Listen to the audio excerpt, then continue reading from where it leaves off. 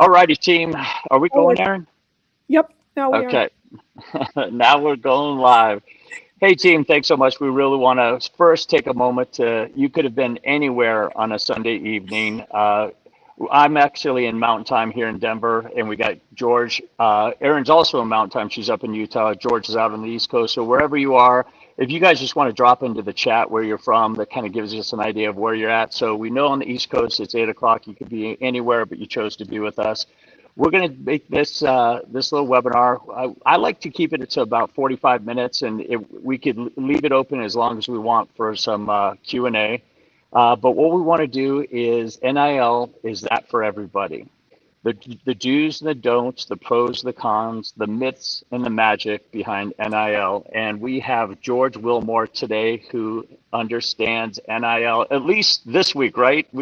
George, we have no idea what's gonna Right. we have no idea what's gonna happen next week. So things change regularly. So at this point, I'm gonna go ahead a little bit about me. I'm the co-founder with Aaron, who is my partner for Blueprint to Blue Chip.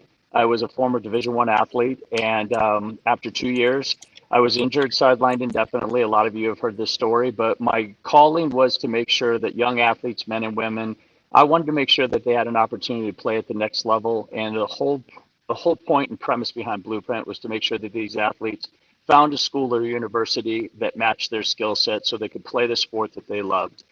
And George and I had talked about this. I've shared with Aaron, I've shared with some of you that when I was playing back in the late 80s, early 90s, not only do we have leather helmets, but we didn't have face masks. In addition to that, they did not have the transfer portal or NIL.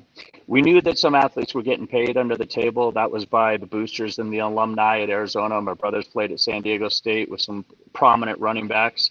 We knew people were getting paid, but that was just part of the landscape of college athletics. Now, with the NIL, name, image, and likeness, as well as the transfer portal, it's kind of taken on it's become a beast, and it's kind of taken on a whole different perspective. So at this point, I'm going to turn it over to Erin to give you a little background on who she is, and then we're going to open the doors for George to tell you about him and how he sees NIL and the transfer portal unfolding. Erin, you're up. Okay. Hi, guys. Welcome. We are so excited to have you all with us this evening. And such a fun topic. And George is an incredible expert. Just briefly about me, what brought me into this space is I have two high school athletes myself. So my lens and my passion is around being a parent and being a mom. And how do we help these young adults not only excel at their sport, but become incredible human beings as a result of playing sports along the way. And so how can we support them in this journey? How do we help them navigate conversations like NIL, name, image, and likeness? And it really is for everybody. And George has spent 12 years. He's going to tell you his background. But I think this is an opportunity for a lot of individuals to learn, to expand on their brand, and ultimately, I think, help you get to where you want to go in the long run. So with that, George, we're excited to have you here, your expertise. So share with our audience just about you, who you are, and we'd love to, just dive in. Well, thank you guys. Thank you guys for having me on. My name is George Wilmore. I am the NIL director for Elevate Sport Group.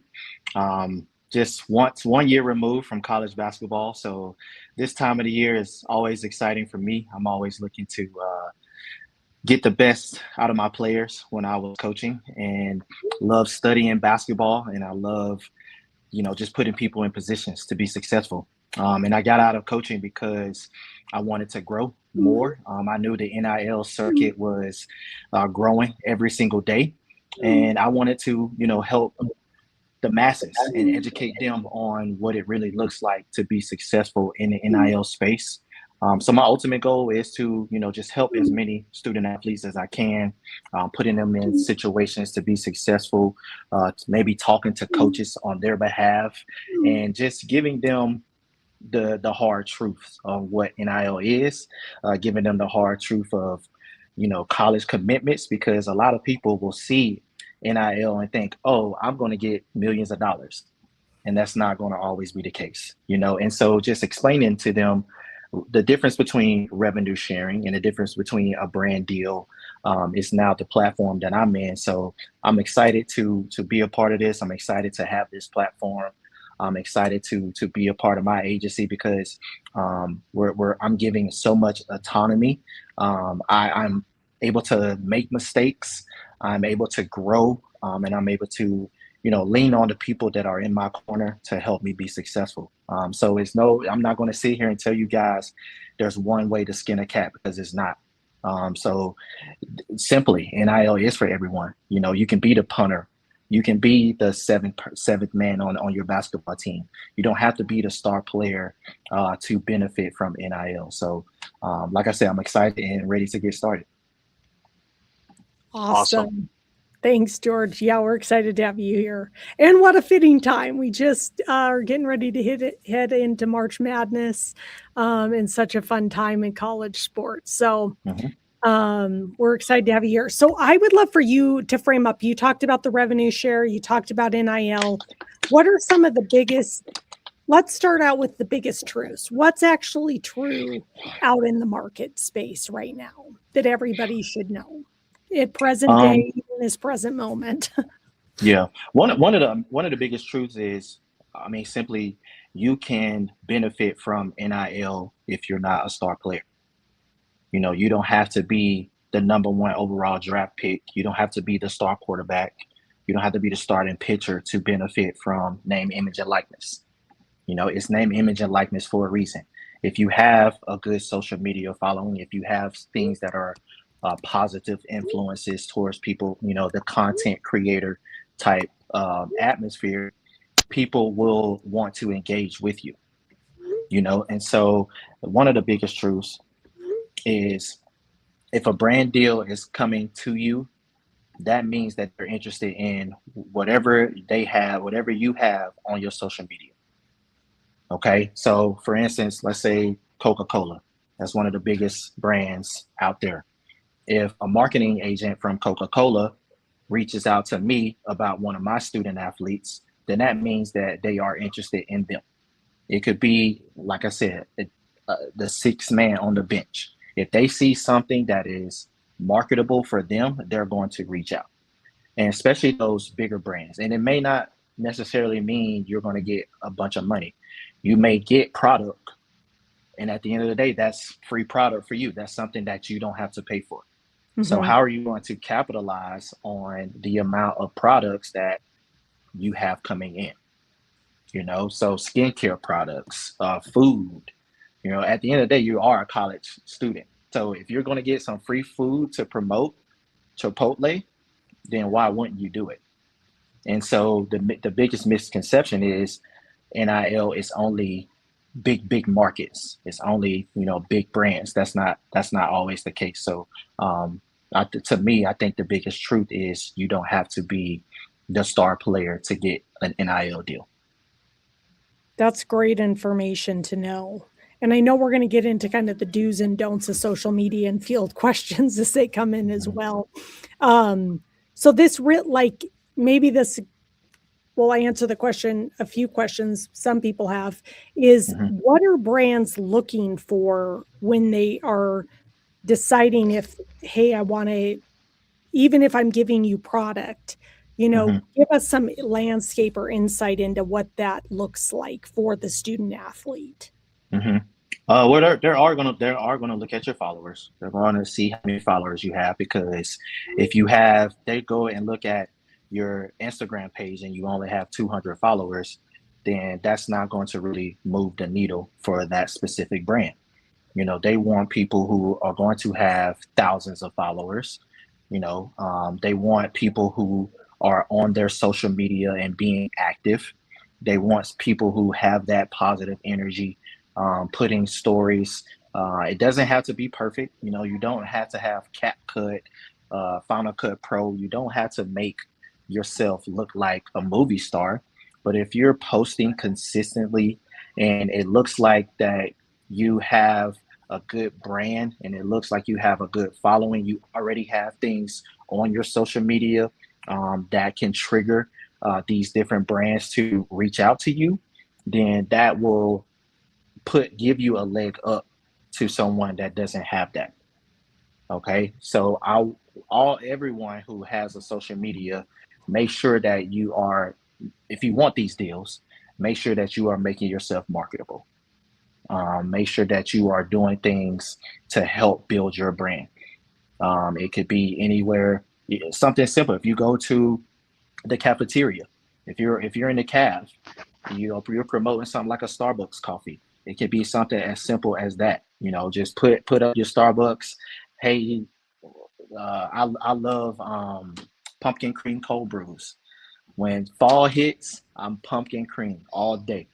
So if I'm promoting, if I want Starbucks to promote me and I have a lot of followers, I'm going to do something unsolicited to reach out to Starbucks, tag them in a post, and then maybe that will start to engage in some conversations. All right, this person, they're already using the product. The brands are going to look like, we can use this as publicity for us. And again, you may not get paid a crap ton of money, but you have something in your resume to help you grow throughout your career in college. Sure. I'll take Hey, pumpkin cream cold brew every day. Free Starbucks. I love Sign it. I me love it. up. Hey, George, that leads us to the first question. And Aaron, I hope you don't mind. George, we're starting to get a lot of questions. One of the first ones here that stuck out with me is she's a mom. My daughter's a junior playing D2 soccer. She has 1,200 followers, but only gets about 30 to 40 likes per post. Her teammate has 8,000 followers and gets double, sometimes triple on the same posting or similar posting. My daughter's convinced she's doing something wrong or that she'll never get an NIL deal because her numbers are so much lower. What would you tell her? That's a good question. But that's also kind of a loaded question because I would honestly have to see these posts. I would want to see, all right, what is player A posting, player A with 1,200 followers versus player B with 8,000 followers. Obviously, player B has done something to get these 8,000 followers. What has this? I would want to look at both profiles and see, okay, what is this person? What is player B who has 8,000 followers? What is she doing to make sure that she's getting more followers compared to player A? So it goes. I'm trying to think of a great analogy. It's something that she's doing on her social media that's not engaging more audience. Okay, it could be the rate that she's posting. It could be the target audience that she has as her followers. It could be that she's not posting enough. So it's not a one size fit all. I would have to see exactly what her postings look like versus what player B, who has the 8,000 followers, look like. And just because she has 1,200 followers doesn't mean she can't get something. Right. So, so one of the things that Aaron and I always talk about with our clients is be mindful of the 3 Ps: post with purpose, avoid politics, and porn. Right. So that's one of the things we always try to take. And when I say porn, I say to some of my clients, I say, try and stay away from, if you're a female, try and stay away from, you in your bikini and so forth, especially if you're representing a product. Unless you have a bikini contract, then well, that's there different. you go. Absolutely. Yeah. So the next question is, so with all the different platforms, is there anything that you recommend for high school or college athletes? Is between Meta, X, YouTube, et cetera? Is there something that you think is more beneficial to a high school or college athlete? To me, Instagram and TikTok are Okay. two of the biggest for high school and college age student athletes. Facebook is more of our age, 35 and up. God bless Twitter, yeah, Twitter is. I feel like Twitter is a good resource for like news. I'm always looking on Twitter to see who's in the portal. I'm always looking on Twitter to get knowledge. But Instagram and TikTok, they're quick. You can do 20-second reels, 10-second reels promoting something. and it's engaging, and it has a wide range of audience. And I feel like Gotcha. the algorithm from TikTok and Instagram is a little more powerful than your Facebooks, than your Twitter, X, LinkedIn. Obviously, that's for more of a business-minded people. You know, there are a lot of brand marketing people on LinkedIn, so that's who I reach out to when I'm looking to get brand deals for some of my clients. LinkedIn is one of the biggest platforms that I use to engage in, you know, the business side of things. But from a student athlete standpoint, Instagram and TikTok are right now the two biggest ones. Right on. And then I would add maybe Snapchat. Okay. It's not as powerful as Instagram and TikTok, but Snapchat as well. So, what are brands looking at when they're seeing these student athletes? Is it the tagging, like you described, of your favorite products that you love? You know, what are brands really looking for?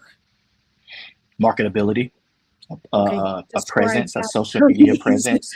If you are able to engage with an audience, if you're able to talk in front of the camera, if you're able to sell a product, it's like suggestive selling. It's like if you come into a restaurant, or if you come into a store and you have that salesperson trying to sell this product, it's the same thing. So, for instance, again, the Coca-Cola reference, if Coca-Cola's marketing firm is coming to my Instagram page and they see that I have done things to engage an audience, I have a lot of likes, I look like I am a marketable person, they are going to want to work with this person. If they're only just posting a graphic, you don't see anything of them talking, they're not going to want to work with you. You know, if unless, like, honestly, you're a pretty face. If you're a pretty face, they can give you, all right, hey, holding up the Coke bottle, you know, presenting yourself. But if you really, really want to engage with an audience, you have to be able to make yourself marketable. You have to have the look, and the look is different for everyone. You know, someone who is a female student athlete may have, obviously is going to have a different look than someone who is a male athlete. And Hmm. you don't have to, you know, be a clean cut person. You don't have to be blonde. You don't have to have red hair. If you have, if you have the look that they're looking for, and if you are marketable and you're engaging, and the stories that you put on your social media are captivating, then you can make yourself more marketable. So you can be someone that has a bunch of tattoos. You can be someone who's bald. It doesn't matter if you are able to engage with someone. There you go. I'll get you Dollar Shave Club. There you go. Yeah. So if you're able to make your stories fun and engaging and make people want to follow you, and it's like, okay, this guy is funny, or this girl is funny, they're gonna want to follow you. I love That's that. awesome. That's Yep. such So good advice. which leads me to a good one. Here's one of the questions, George and Aaron. My son's account got hacked 2 months ago, and he lost access for 3.5 weeks. When he got it back, he lost 400 followers and his momentum. He's 17, plays football, and is building to 2,500 followers, and now he's down to 2,100 and less. He feels like he has to start over and doesn't even want to post anymore. How do you suggest he recovers from this? Um, well, you're gonna have to do it, figure it out. You Right. know, I would tell him, this is not the hardest thing that's gonna ever happen to you. No doubt. This is not the hardest thing. If losing 400 followers is the hardest thing that ever happened to you, sign me up for it. I'll take that. I'll take that any day of the week. Right. You know, but he could do some be creative and make a post like, hey, I lost X amount of followers. My account got hacked. Bingo. I'm back. I'm back now. You know, I'm looking to create more of a platform, and then just start from there. don't let that be the end all be all. You know Get what? back at it.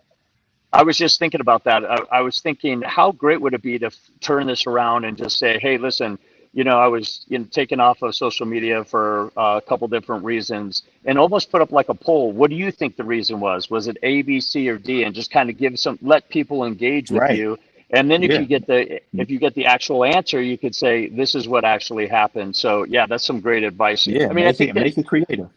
yeah, exactly. Just almost make it a game.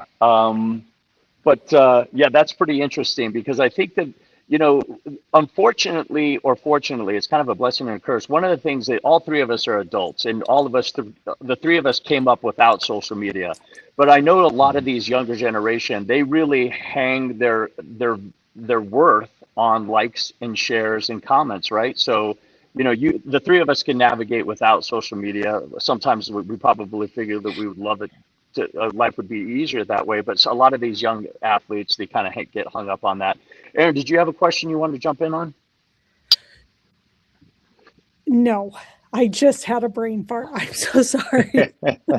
Literally It's like all good. closed off. It's all No, good. what I would I guess with that, I guess, I think also how do you help them? I think one of the questions I saw was about personality. Like, how do you really showcase your personality and your likes? If you love to go Mhm. fishing, or maybe you're a hunter, I'm speaking to the male athletes, but I know with girls, they have such opportunity with like skincare and beauty products. Like, how do you really showcase your personality? Because I think there's a lot of opportunities out there just by being you and not just thinking about like the Gatorades, the Nikes. Right. I think that's what people think most NIL is. Hmm. And I think there's a lot of opportunity for other brands to participate, especially if, to your point, if you're really engaging. Right. Um, it could be something as simple as um, videos, videotaping yourself using these products. Get you a little small tripod and do your skincare routine. Put it into Instagram, CapCut, things like that. Obviously, you will have to edit it a little bit, but put that into your social media. Hey, this is my morning routine. That could be something, or your nightly routine. So things like that will definitely resonate with people because it shows, all right, this person isn't a robot. Mhm. Same thing if you like going fishing with the boys, videotape yourself catching a fish. I know this is cliche, but have yourself holding up that bass, Yeah. and making sure that people just see who you are in the day-to-day life. If you like to go golfing, take a picture of you on a beautiful golf course. Let's see the swing. Whatever helps resonate you as a human and as a likable person to your audience. Mm-hmm. You have to show people that you're more than just a student athlete. You like to do things outside of the classroom and outside of your playing arena. So whatever the case may be, just do that. Awesome. This next question is, I have my thoughts on this one, but I would love to hear your thoughts, George, as well as your Mhm. thoughts, Aaron. And that is, my student athlete has a lot of great ideas and even goes as far as to film, cut, edit, but is afraid to post because it might offend or hurt somebody's feelings. So she won't post. What are your thoughts on that? What is she posting? Yeah, it doesn't say that, it's just, so I assume, it goes in line. This question came in right after what we were talking about. I assume that she's afraid to post something that she might be judged or she might feel like it will hurt somebody's feelings. That's a great question. I'm going to jump in here and just simply say that you got to be true to you. As long as you're not offensive, and as long as Mhm. you're not, attacking somebody based on who they are or what they are. If you're just having fun and something means something to you, if a lot of people sometimes have a hard time laughing at themselves. If you can make yourself look goofy, or if you can make yourself come off like a little bit like a dork, like if everyone sees you as the homecoming king or queen and you can come off looking a little dorky, how great is that to be able to laugh at yourself? I think it's important to just be true to yourself. And as far as the content goes, if you're going to go as far as come up with some ideas, storyboard it, film it, and edit it, I would just go to your circle of friends and say, hey, what do you think about this before I post it? And if they would tell you. Your true friends are going to say, you know what, that's a little offensive, or I think that's great, go for it. But just don't be afraid to hurt. Don't be afraid to put yourself out there and just set ego and pride aside. What would you say, Aaron, as a parent? Well, what I would say is I think NIL gives our kids access to learning one critical, I think, really important lesson that nobody really taught me is in today's day and age is how do you brand yourself? Who are you? And who do you want to be? Authentic to you.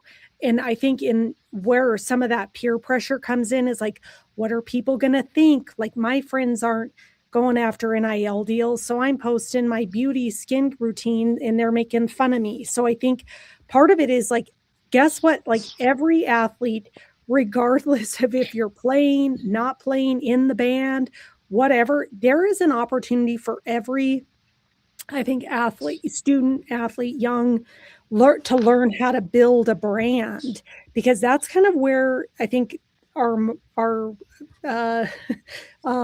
business and opportunities are going. You know, when people look you up for jobs, let's say you want to go get a job, they're going to see what you've built, how you carry yourself, what you communicate, what's your personality, what are you like. And Right. so I think it's an opportunity for everybody to learn how they want to present themselves. Who are they? Put themselves out there and kind of detach from how many likes, comments, shares you got, but did you feel great about what it was? Because who it's meant to find will find it and it's going to land with them. Sure. Yeah. And to piggyback off that, the hardest part about posting something is just simply doing it. And if you are scared of what your friends are going to say, like, what are you scared for? You know, Right. If they pick on you, they won't do it while you're in the bank. You're at the bank cashing in this check. You know, so making sure, like, as you said, Thomas, making sure you're true to yourself. Right. And seek out, like, as long as it's to me, if it's not racist, sexist, homophobic, or any of any like religion, political, I think it's fair game. You know, if you are in a platform where you are going to make fun of yourself, who cares about that? Like that's fun. Right. Like that's going to get you more followers than or more likes than not posting it. Right. You know, and so 100%. A lot of people are scared to what people and who don't even know them are going to say about them. My suggestion, like, I don't care. I don't care what other people are thinking, especially if I'm in Charlotte, North Carolina, and someone sees it in Portland, Oregon, and they comment on it, like, okay, I still got this deal. Right. Mm-hmm. Right. You know, one of the things I like to say, or what I share with Aaron and our clients, is name, image, and likeness. Image is your image. Be true to who you are. And one of the things is we try to stress, what both Aaron and I try to stress to our clients, is be consistent across all platforms, right? Because, you know, like early on, when you see Facebook, it's, you know, someone could look at your Facebook and say, oh, that screams, you know, party and Jack Daniels, but your LinkedIn says focus and committed, right? So you got to make sure, all platforms are consistent, right? You don't want to send the wrong message. No, it's nothing wrong with having, you know, if you're on a vacation with your family and you post you on a trip, that's totally fine. But it has to be, like you said, it has to level up, has to be consistent. Right.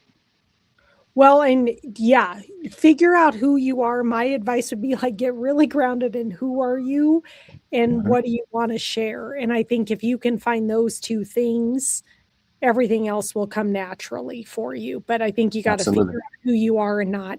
And that's hard. I mean, when you're younger, I remember really worrying about what my friends thought, you know, but maybe help them understand, hey, you have an opportunity to do this too. This isn't just for me. If you can learn how to market, brands aren't like, oh, you're a student athlete or you're not. It really is fair game for everybody. Absolutely. Oh, no question. I'm going to jump into this question. This is a question for both of you again. Aaron, I'm going to ask you this as a mom, not just as a co-founder of Blueprint. And then George, I'm going to jump in and see what your thoughts are. This is from a mom. My daughter plays volleyball and soccer. She's good at both, but not elite at either. She posts about both sports, and her coach has told her she needs to, quote, pick a lane, end quote. If she wants NIL deals because her brands won't know who she is. She's 16 and doesn't want to choose yet. Does she really need to pick one sport for her social media? What do you think as a mom, Aaron? I say showcase like who she is a beautiful young lady that likes to play sports. You Right. know, the fact that she likes to play volleyball, the fact that she likes to play soccer, I think was the other one you mentioned. Volleyball and soccer. Yeah, just own it. You know, what's it like to be a volleyball player? What's it like to be a soccer player? How do they cross over? You know, why are you passionate about those? Why are you just athletic in general? Obviously, she's a highly driven young woman, and she obviously likes to keep herself busy.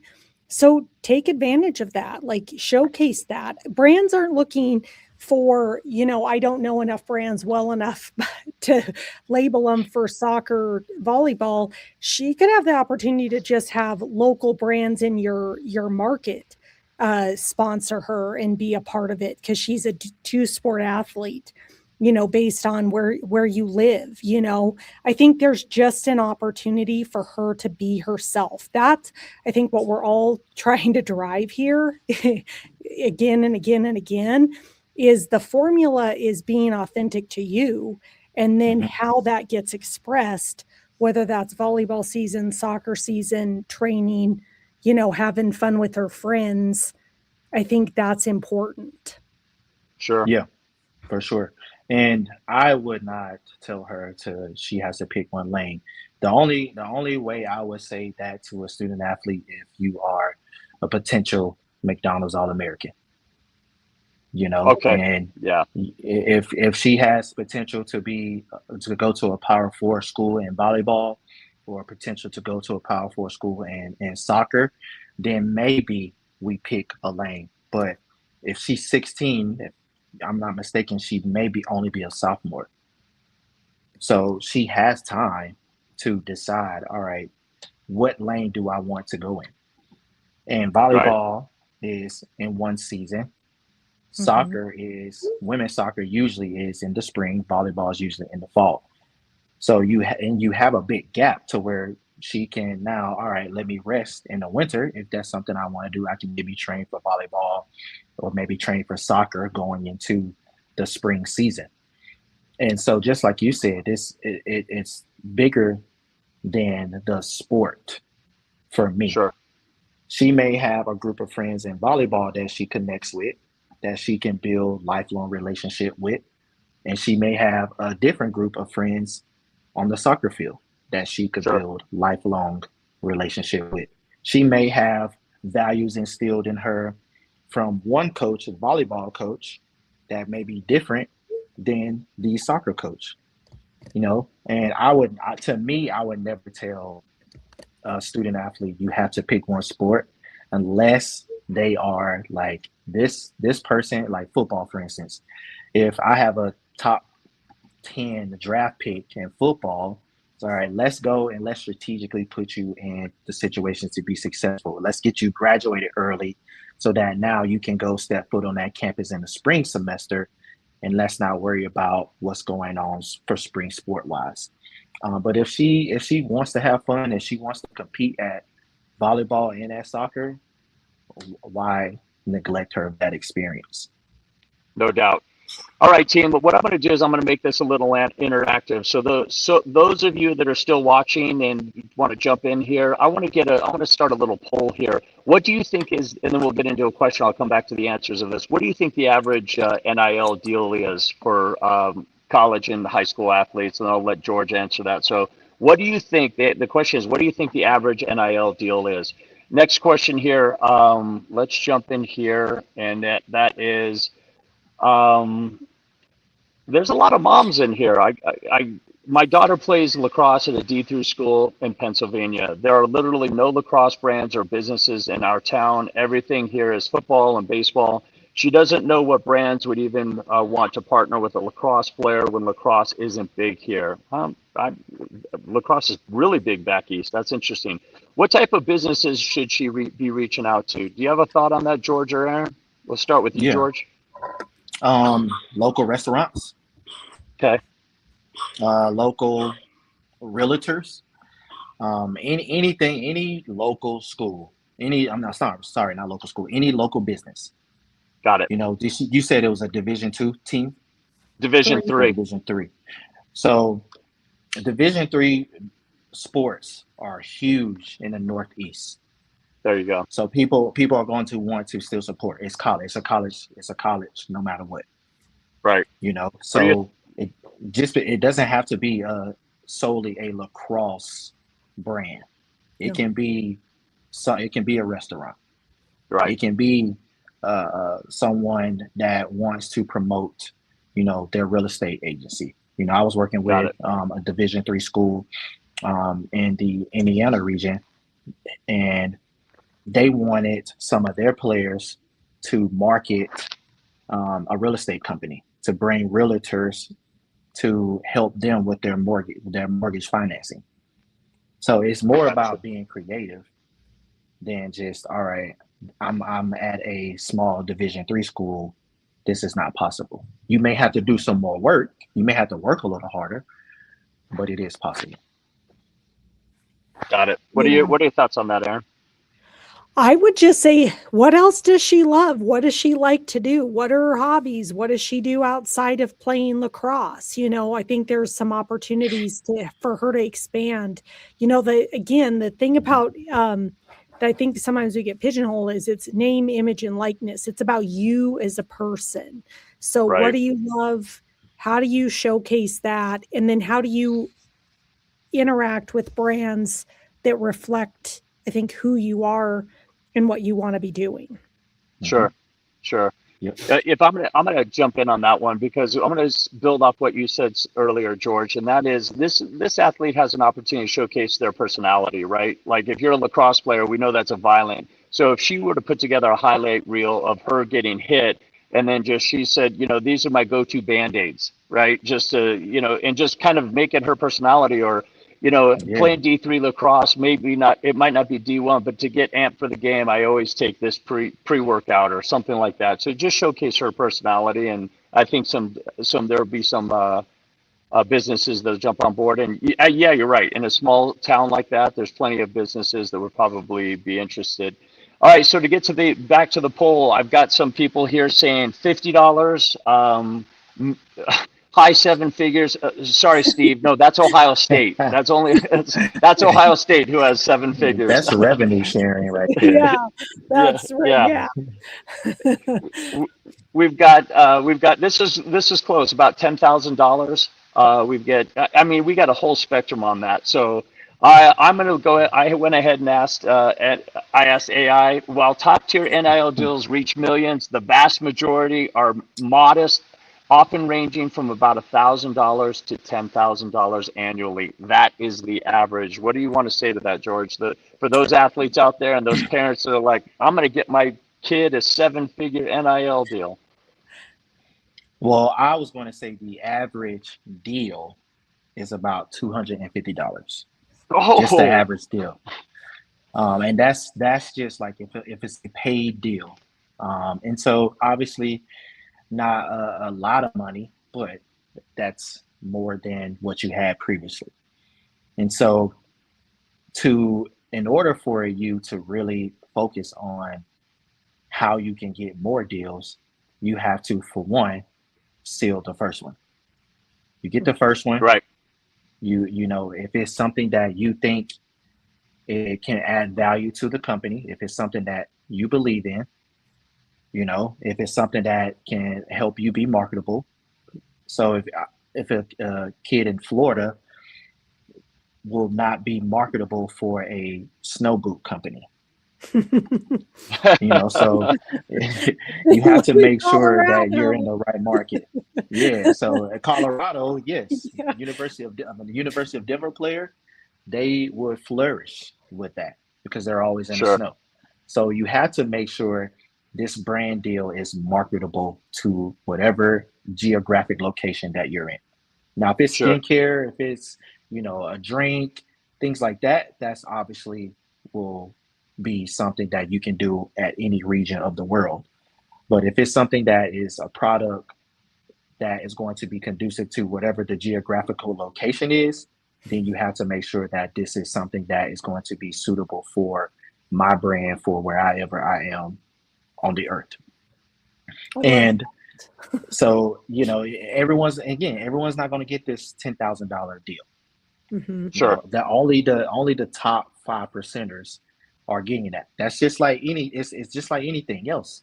You only the top 5%ers, maybe even less, are getting high major Division I scholarships. Only the top 1% are going professional. That means like NBA, Sure. NFL, MLB. So everything is competitive. And so just like you practice on the basketball court, the football field, lacrosse, you have to practice on your NIL. You had to be engaging. You had to practice talking in front of the mirror. You had to practice posting. And you're not going to, just going back to the guy who lost the followers and the girl who was scared to post, that's your practice. If you see, okay, this post wasn't as engaging as I thought, what can I work on? Same Right. goes for me. I post, I'm working on a podcast showing X's and O's with some of my clients. So I posted that. I want to see some feedback so I can get better at that. Sure. So it's just the same thing as practicing on your craft in the playing field, the playing arena. You have to practice on your NIL craft, and it's not just gonna fall in your lap. You have to go out and try to go get those, and that is why people hire NIL directors, to alleviate some of that stress off of them, to help them kind of navigate what to do in those situations. Exactly. Wait. Go ahead, Aaron. No, I was just going to say, what is your best advice, like as far as, or do you recommend some organic outreach, like posting and tagging, or direct outreach to the companies asking them? Hire me. Yeah. That's what I would say. Okay. So your recommendation would be like, I like this brand, I'm here, like I'm going to go directly to them. No, I'm saying if you want the deals, to hire me so Oh, I can yeah, get there you go. No, but Hire George, guys. I was like, hey, just spell the brand. but Hire me. I was like, you can do that too. Sorry, I clearly didn't track with that. It's okay. But it's more like just tagging, just tagging the company. Going back to the Starbucks reference, tag Starbucks. Okay. If you tag Starbucks enough, somebody's gonna see it, and they're just gonna click on your Instagram, and they're gonna see that you have a engaging following, and they're gonna go through, see what's in your tags, see what's in your reels, see what you have posted, and then now you may be able to get something done. Now that the likelihood of that happening, I don't know the percentage, but I'm sure it's happened before, because I've seen stories, but I can't give the percentage of that happening. But you don't know if it's going to work if you don't try it. Sure. Okay. So your advice would be hire a professional to help you out if you really want to be successful at this. Yeah, a lot of people do hire professionals, so like in our agency, we don't charge like a sit down fee or anything like that, like a membership fee, so whatever we help student athletes bring in, that's how we, kind of get our paycheck. It's more of like, all right, we're going to work together to help you build not only your brand, but we're going to use whatever Rolodex that we have through LinkedIn, through Instagram, Facebook, all social media platforms. There's other platforms that I use to connect with brands as well. And I will say, all right, well, Aaron, I have a client, Aaron, she likes beach volleyball. Okay. So I may go into a sunscreen company, say, hey, my client, Aaron, she goes to University of San Diego. Here's her Instagram. I would love to connect with you. Bless you. I would love to Thank you. connect and talk more about how we can collaborate on some brand opportunities. Then I would get on the phone or on a Zoom call with someone, one of their decision makers. We Okay. talk about, how we can engage yourself with this brand, come up with a contract, what it looks like, the stipulations. Hey, I want Aaron to post this 4 times in this quarter. I want her to post it on Instagram. I want her to do 3 posts per every 2 weeks. Okay. You meet the stipulations of the contract and you get whatever's in the contract for yourself. Got it. And so that has alleviated a lot of, just a lot of stress on, parents and thinking, oh, well, we have to go do it ourselves. There is help, there's always help. And you just have to make sure that people are in it for the right reasons, because there are a lot of people who just money hungry. Right. Yeah. Can you just dispel one more time for our audience this year the difference between name, image, and likeness and revenue share? Because I think that acronym gets used kind of for everything. And I think people get then confused about, like, I want to get NIL money for my student athlete, but I think they're thinking, can I get the school to pay them part of what they're making? Right. That's a great question. So revenue sharing is money that the university has to give to their athletic programs. The athletic programs, depending on what level it is, allots different funds for different schools. So for instance, Ohio State, we're going back to Ohio State, the Big Ten. The Big Ten, we all know, has a lot of money. We all know that football is probably going to get the majority of that money. So then, let's say football is like, all right, we're going to give football 30,000 of our revenue sharing money. Then the football coaches can say, okay, I want to give X amount of money to my quarterback. I want to give X amount of money to my receiver. I want to give X amount of money to my starting corner. So that is our revenue sharing. It's kind of like a salary. That's your salary cap. You don't have to do anything for it. You're just getting paid to be a good athlete. Now, there may be some stipulations in different contracts to where they can get now more incentives. So if the Ohio State player gets an AP All-American honor, they're going to get more. And so it's basically like you're playing a professional game. You get all-star team, you obviously get an incentive bonus. You get all first team NBA, you get an incentive bonus. So now with the revenue sharing model, you can now get paid through the school. Okay. Now NIL is simply like name, image, and likeness. That can be money from other resources. That can be money from brand deals. That could be money from collaborations with agencies. That could be money from, who you are as a person. That is your social media following. Okay. Name, who you are as a person, your image, what you look like and how you portray yourself on social media, and your likeness, how likable you are on those social media platforms. So revenue sharing comes from the school, and name NIL. I mean, it's still NIL, but now more brand deals are looking at the NIL acronym, if that makes sense. Yeah, they've kind of used the NIL to dovetail all this paying to them, because isn't that also then part of, let's say, I'm in Utah, so I know that BYU has lots of high ticket donors, billionaires that went there, then essentially want to buy kind of the athletic championship team. So like, how does that money work? Because that's not funneling through the school as part of the revenue share, in these big donors or giving money to the school, that's technically they're saying NIL, correct? Right. So every school has an allowed amount of money. And now they can go to a donor.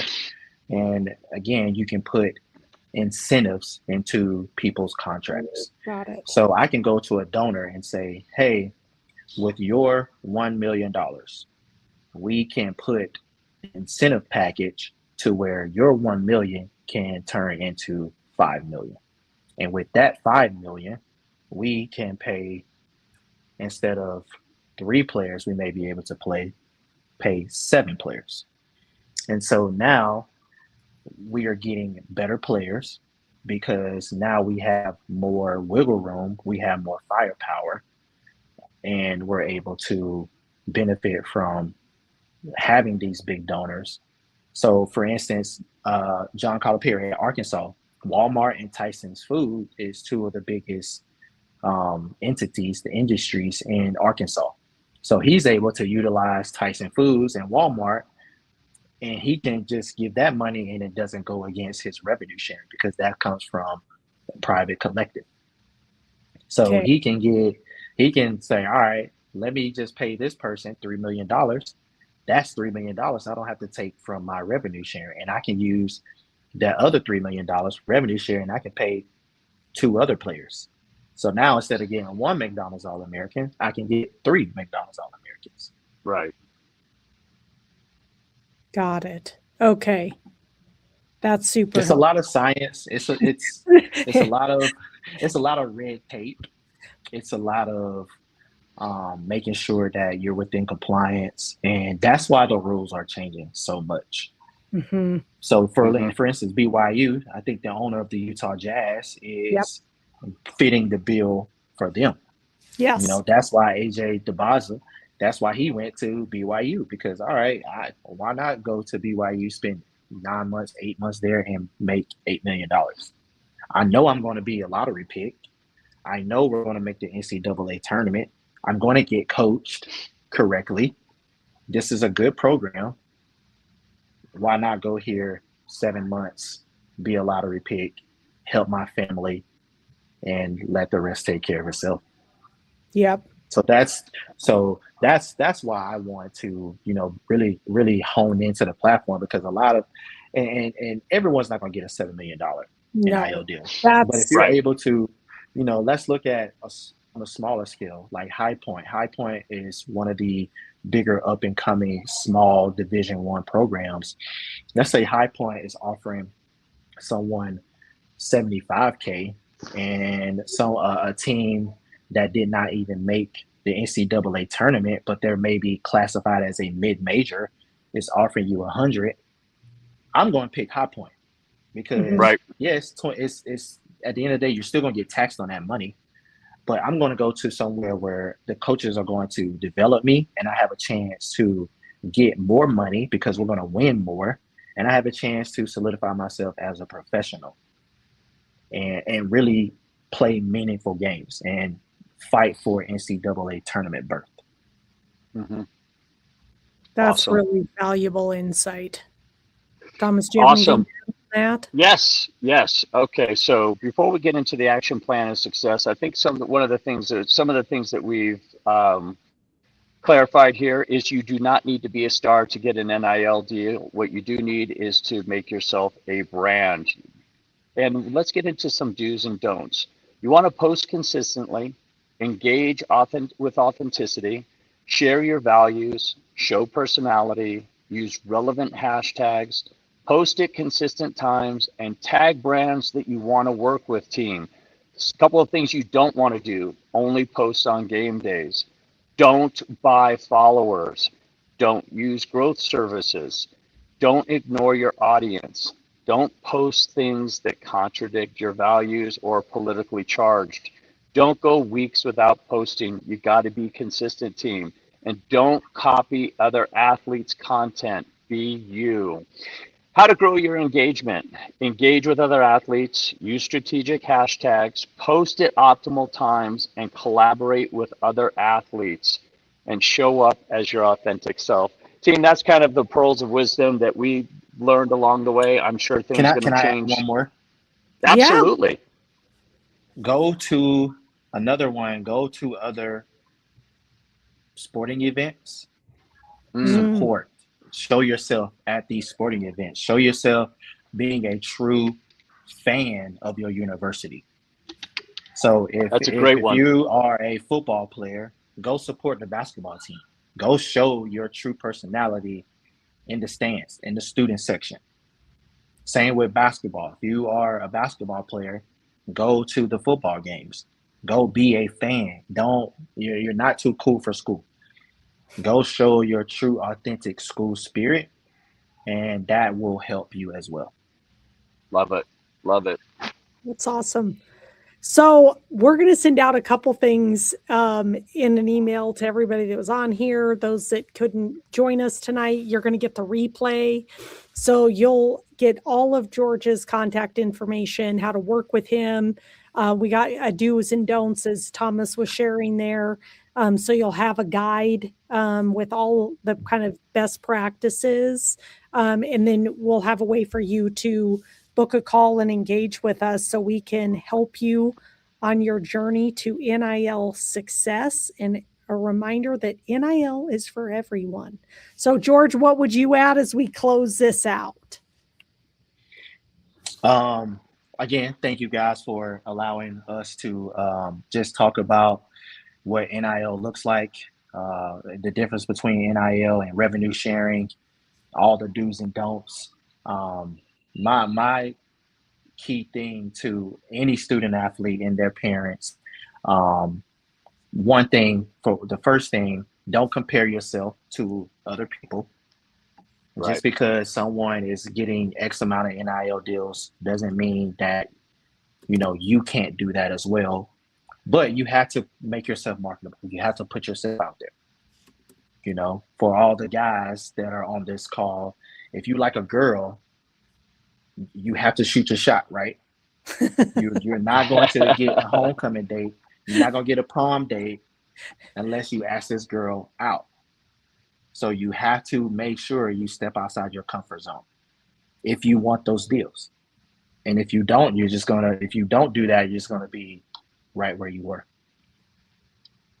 That's so great. Yeah, shoot your shot. You gotta put yourself out there. And to your point, the only way, I mean, we all know this, the only way you're ever gonna do anything is by doing it, and that's how you're gonna learn. You're gonna learn, okay, I'm not gonna do that again, or I'm gonna do this again. So Absolutely. Again, if you're not doing anything egregious, going like all the things we've previously talked about, you're gonna be fine. Not every post, not every thing that you put out there is going to land, and you've got to be okay with that. I think it also helps build, a thicker skin, especially with this next generation of athletes, is like, you just got to be able to put yourself out there and kind of be detached from the outcome a little bit and trust that all the right things are going to happen and not be caught up in all the analytics of every single post that you put out there. Absolutely. So, okay, I dropped in the comments the link to the guide, but it'll also be shared in the email as well. And I will send out George's contact information. He has a fun survey, so take a look, click in there. It should be a good time. And who's your guys's, before we wrap up? March Madness starts. Super exciting. Best time in basketball, I think, all year long. Who is your pick to win it all? And I'll start with you, George. Duke. I love John Shire. It's crazy because I wasn't a Duke fan until John Shire got there. I always was a North Carolina fan since the beginning of time. My dad took me to a North Carolina, the ACC tournament. That's when Maryland was in the ACC. Joseph Forte was playing for North Carolina. So I'm still a North Carolina fan, but I love John Shire. I love the way he coaches. And so I'm picking them. Okay, Thomas, who you got? Bear down, go Cats. That's a good choice.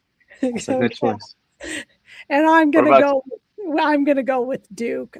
They're pretty impressive. All right, we're done here. I'll talk to you guys later. I will say there's never been a team that won a football championship, conference championship. The women won their conference championship and the men. So congratulations, Duke. What an accomplishment as a university. So we'll see. Everything is like, you can have. That's why you play the game. That's why you play the game. Yeah. And That's right. The love now is it's do or die. So absolutely. We'll see how we all fare here by the beginning of April. So thanks, everybody. What an incredible webinar. Such great questions. And again, be on the lookout for an email and we'll send you all the resources. Thank you. Awesome. George, thank you. Aaron, thank you. You guys have a great rest of your Sunday fun day. Thank you.